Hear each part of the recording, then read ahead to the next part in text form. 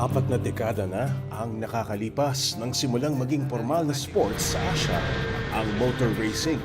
Ang pagpapalakas ng nasabing sports ang dahilan kung bakit itinatag ang Asia Road Racing Championship o ARRC noong 1996.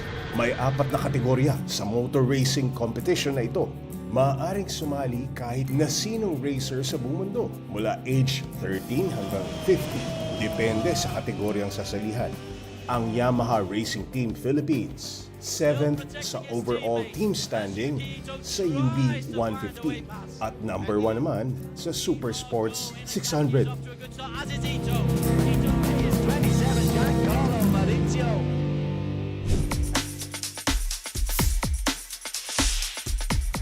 Binisita ko ang flagship store ng Yamaha Philippines sa Mandaluyong para alamin kung ano na ang next sa kasagsagan ng mga laban sa ARRC ngayong taon. Dito ko nakilala si John Hansen Leyva, ang Marketing Racing Promotions Head ng Yamaha Motor Philippines. Sir, unang-una sa lahat, ano ba yung Asia Road Racing Championship? So organized siya by TWMR. Okay. So they are Malaysians na nag-organize ng karera. Okay.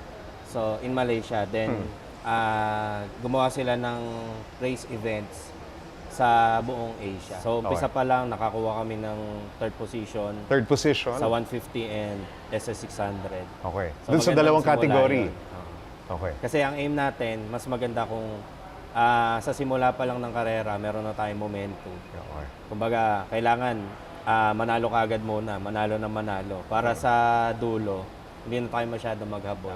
Ano ang main goal natin for this year? Na sana anong maabot natin ng Yamaha Sports? Siyempre, makuha yung team overall champion sa Underbone 150. And si Kyle naman sa SS600. Baga, maipakita namin sa Pilipinas lahat ng training saka effort na ginawa ni Kyle sa Europe magbunga this year.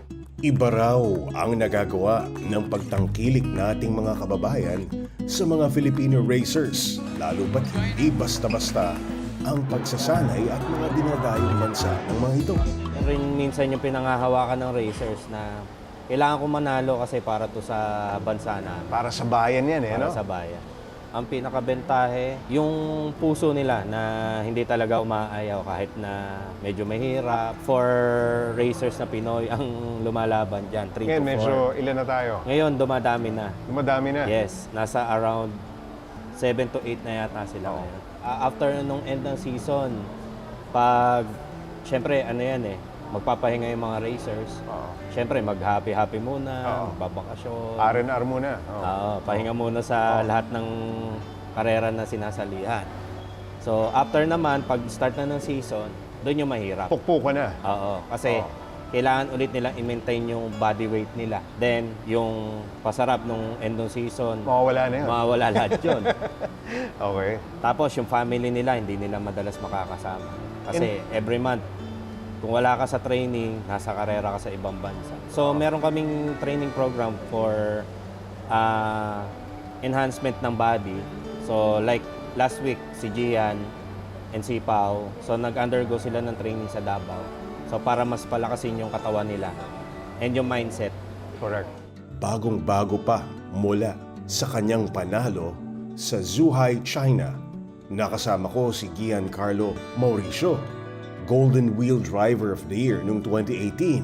Nakuha ni Gian ang kanyang unang ARRC Championship sa ARRC UB 150 category at unang panalo ng Yamaha Philippine Team ngayong taon sa kanyang ikatlong taon sa pagkarera sa The Big League. Into this final corner, right. The timing has been done absolutely perfectly.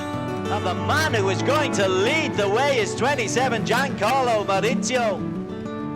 5 taon lang si Gian nang sanayin ng kanyang tatay sa pocket bike. Hindi naman ito nabigo dahil sa edad na 27, isang ganap na motorsports star na si Gian. Sa Asia Road Racing Championship, kumbaga, the best of best ng ano yan bawat Asia Kung kami sa Pilipinas, champion kami rito, kumbaga yung mga kalaban namin, mga champion sa kanilang bansa yun eh. Lalo na po sa kategory namin, kunyari kung 30, 25 kami, kumbaga kami yung 25 na yun, naglalaban kami para sa first place lang. At tagal kong inintay after 3 years, di ba? Ay, 2 years. 2 years, oo. Opo. Tsaka ko lang to nakamit yung first place na yun. Kamusta yung win mo na yun? Memorable din. Oh, talagang sobrang memorable po talaga sa akin. Hindi ko mapaliwanag yung nararamdaman ko. Totoo ba to?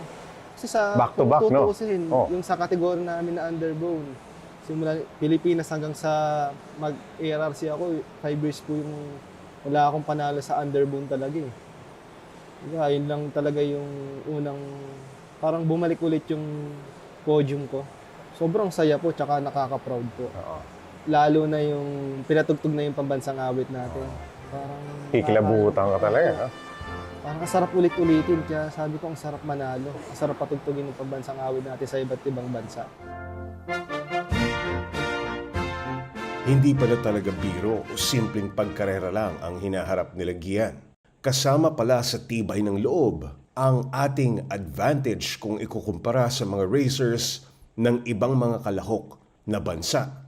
Sana suportahan yung racing industry. Yung sana makilala, syempre dapat magkaisa na eh, para lahat nakakalaro. Marami ding umaasa sa amin na kailangan lumaban, manalo. Kaya mas ginagalingan pa namin. Lalo na ngayon, nagcha-champion tayo, daming nakasubaybay ngayon. Tsaka sa Yamaha, di magiging posible to kung di dahil sa Yamaha. At kung bakit nandito rin ako.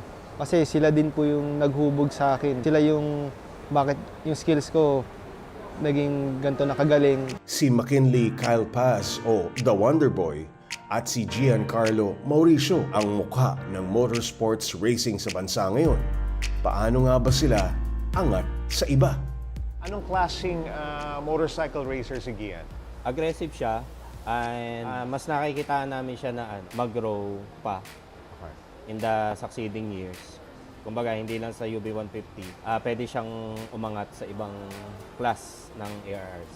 Kay Kyle naman, talagang talented yung bata niya. Talented, oo. Oh. Kumbaga, nasa kanya lahat ng talent. Kumbaga, bihira yung tao, yung bata na may ganyan talento. So kahit wala masyadong training na ginagawa, kasi andun yung talent niya. Kung sasamahan pa namin ngayon ng mga training, so Mas malayo lalakas mararating. siya, mas malayo mararating. Nasa DNA niya na ang racing, no? Likas na, maparaan at may angking talento raw ang mga Pinoy riders na kadalasan sa pondo at suporta nagkakagipitan gaya ni na Kyle at Gian. Sinusubukan ng Yamaha Philippines na bigyan ng pagkakataon na matupad ang mga pangarap ng ating mga batang Filipino racers. Si Yamaha is merong program for new generation of racers. So, magbigay rin ng inspirasyon lalo na doon sa mga new generation. So meron kami Blue Crew. Yung Blue Crew program is a nationwide program ng Yamaha. Kumbaga para turuan ng proper way sa racing yung mga bata. And then to compete rin sa ibang bansa. Tapos, syempre, meron rin naman tayo sa mga inspired racers. Kumbaga, pangarap nila, pero syempre, ano lang. Kapos. Kapos. Oh. So, may mga program rin tayong ginagawa like racing clinic. Then, may competition rin tayo, focus sa kanila, one-week race. Lalo yung mga customer namin sa Yamaha, hindi lang kasi kami nagbebenta eh. Kumbaga, pati experience, binibigay rin namin sa customer.